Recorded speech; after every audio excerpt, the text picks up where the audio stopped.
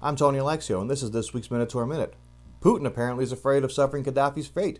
Well, as protests are ramping up in Russia over the last week or so because of the jailing of Alex Navalny, historian Yuri Felchinsky is saying that Putin is not only concerned, but at some point might even be terrified at this point that as the protests become real, it may become a situation where he could suffer the same fate that former Libyan dictator Muammar Gaddafi did back in 2011.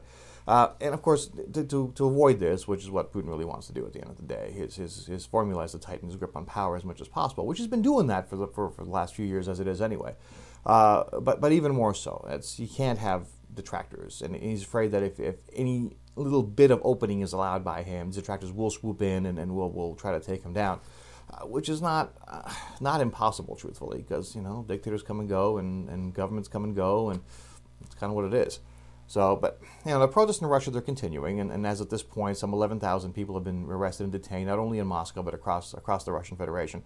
Navalny's back in court today, or he was, I guess, earlier, because Moscow is a few hours ahead of us here in D.C.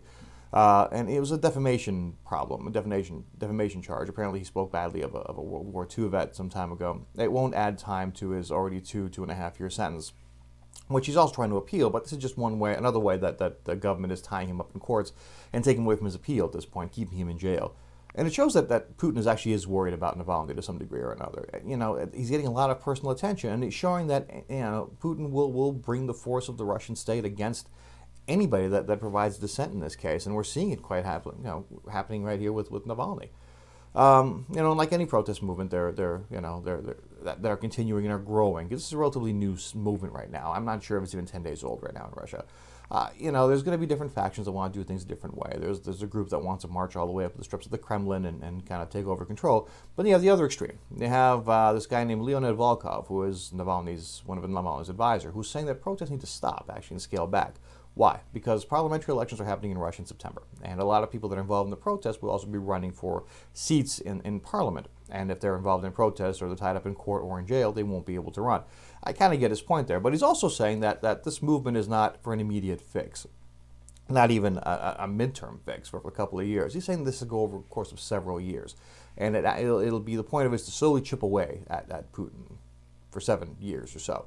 And eventually, after 7 years, Putin will get fed up and either leave or the government will collapse, which I suppose could happen. But 7 years is a long time, and he's in power till 2034, 2036, 15 years he has still ahead of him. He'll be 83, 68 now. He'll be 83 when his time is up, and Putin's a pretty fit guy, so I think he would actually make 83 no problem. But in 7 years, he'll be 75, 74, that neighborhood. I guess it'd be time for retirement at that point if he's feeling it.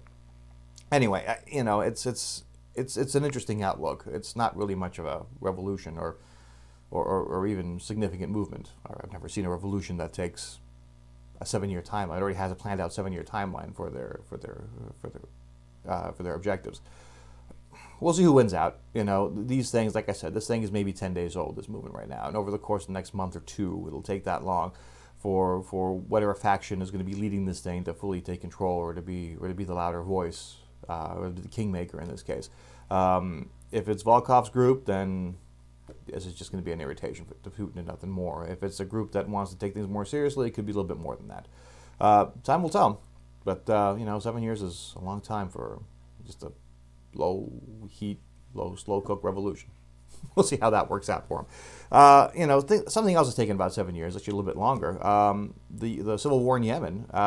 Big news yesterday. President Biden of the U.S. said that the U.S. will stop supporting Saudi operations in Yemen, which is a stark reversal in foreign policy and in generally U.S. policy in that region. It's not reversing Trump's policy, though. It's interesting is that he's reversing Obama's policy. Obama was the one that started this process. Trump continued it happily, but Biden is reversing an Obama policy here, and this is actually a very good thing. It's taking one actor of what has become essentially a proxy war. The Yemeni civil war started off as a power struggle. It eventually morphed into this proxy war between Iran and the Gulf states, primarily Saudi Arabia and the UAE, which want to be, they're vying for to be who's going to be the strongest country or the regional power in the Gulf state area.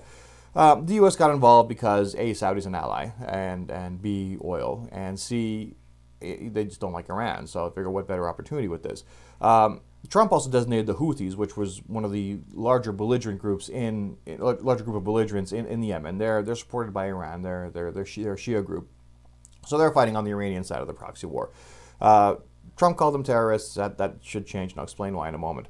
But overall, things this provides an opening. Now, the U.S. isn't leaving the area altogether. They're still going to stay and help Saudi for when there's attacks on Saudi soil, and the Houthis have been organized enough where they have been able to launch some missile attacks into the area. But also Al-Qaeda, because why not? They've been operating in this area too. They pop up like gophers whenever there's some unrest in the Middle East, and they control a small part of Yemen, but they still control a part of Yemen, and they're part of the civil war at this point right now, and that needs to be taken care of. And the U.S. will still be dealing with that issue as well, trying to neutralize Al-Qaeda in the part of Yemen they're in. But there are three main takeaways to the story here, and again, this is actually a good move by Biden. Number one, this will open up the negotiating table, which was relatively closed before, but the U.S. coming out of the conflict and actually acting as a broker versus a belligerent in the conflict, it can actually open up to negotiated settlement. For that to also happen, though, the Houthis have to not be terrorists, not be called terrorists anymore. And truthfully, they're not terrorists. They're belligerents in a conflict, and they want to get their piece of the pie. They just happen to be helped out by Iran, which is not doing great, not having great relations with the rest of the Gulf states. So by Trump calling an Iran-backed group terrorists, it kind of fell apart for the course. So that would actually bring the Houthis back to the negotiating table as well. And they need to be there because they're a big part of this right now. So that's one thing Biden hasn't done but needs to do. Number two, it need to deal with Al-Qaeda, like I said. And the U.S. has pledged to do so. Granted, they're not huge operations in Yemen right now. Al-Qaeda, they're not huge operations in the Middle East, but they're there and they're causing havoc and they're controlling a fairly decently sized area of that country. There's not going to be peace if there is Al-Qaeda just sitting there in the corner with their own little piece of the pie. And finally, this will actually address what has become a huge humanitarian disaster. Statistics, the UN is saying some 80% of the people in Yemen right now are relying on food aid just to basically survive. And bringing peace to this region will help alleviate that. Now, granted, it's been an ugly little war and it's gone on for a while, but the good thing for Yemen is they're sitting on 3 billion barrels of reserves of oil in this country. And granted, even during the good times, they weren't really big on pumping their oil out, but even if they increase their production by 30%, 40%, it would still be enough oil and enough money in the markets to actually help this country rebuild relatively quickly and be able to feed its population and recreate its infrastructure, which has been utterly destroyed over this nasty little war that really hasn't gotten a whole lot of play in Western media, which is unfortunate because it's probably one of the ugliest conflicts on earth right now. Either way, there's a glimmer of hope that this thing might end. I'm hoping Biden continues with what he's doing and actually tries to broker a peace deal versus than just doing the bidding for the Saudis and the Gulf states at this point right now. And I'm hoping Iran doesn't tie their involvement in the war with Biden trying to open up negotiations with the new JCPOA or the real one or the reworked one or however that works out to be. But either way, it's not a bad idea. So hopefully something good will come of this. Anyway, that's this week's Minotaur Minute. Hope you enjoyed it. See you all next week. Thank you.